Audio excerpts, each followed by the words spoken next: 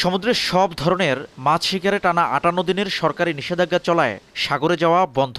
ঘরে নেই চাল ডাল, চড়া সুদে টাকা এনে চালাতে হচ্ছে সংসার। একই অবস্থা পটুয়াখালী, বরগুনা ও ভোলার হাজারো জেলে পরিবারের।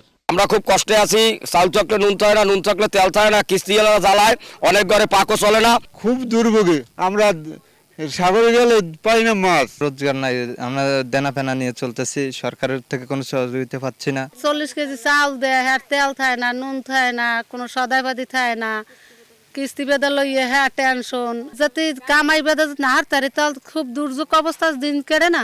মৎস্যজীবীরা বলছেন, নিষেধাজ্ঞা চলাকালীন দেয়া সরকারি খাদ্য সহায়তা এখনো পাননি কেউ। শুধু চাউল দেয়, তো চাউল দিয়ে কি হইবে? কিন্তু কোনো তরি তরকারি কিছু কেনার মতো সাধ্য এই জেলেদের নাই। এই চালের সাথে যদি টাকার ব্যবস্থা করে তাইলে মনে হয় একটু ভালো হয়। সরকারি হিসেব অনুযায়ী দেশে প্রায় ৫ লাখ মানুষ সামুদ্রিক মাছ শিকারের সঙ্গে সরাসরি যুক্ত।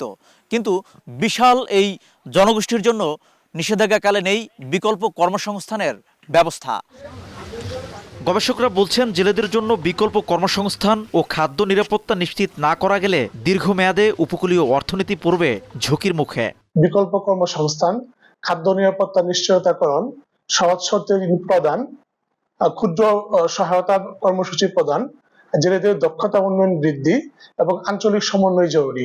তবে মৎস্য বিভাগ বলছে, নিষেধাজ্ঞা চলাকালে জেলেদের জন্য প্রতি মাসে ৪০ কেজি করে চাল বিতরণ করা হবে।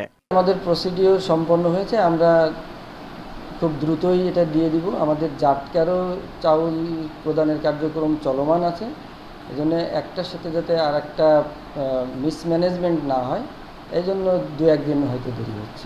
আগামী ১১ জুন পর্যন্ত সাগরে চলবে এ নিষেধাজ্ঞা। এছাড়াও মাইলিশ সংরক্ষণে ২২ দিন, অভয়শ্রমে ২ মাস সহ সব মিলিয়ে বছরে প্রায় ৪ থেকে ৫ মাস নিষেধাজ্ঞায় অনিশ্চয়তায় পড়ে উপকূলের জেলেদের জীবিকা। বাড়ে ঋণের বোঝা, বিস্তৃত হয় দারিদ্র্যের দুষ্ট চক্র। শিকদার জাবির হোসেন, সময় সংবাদ, পটুয়াখালী।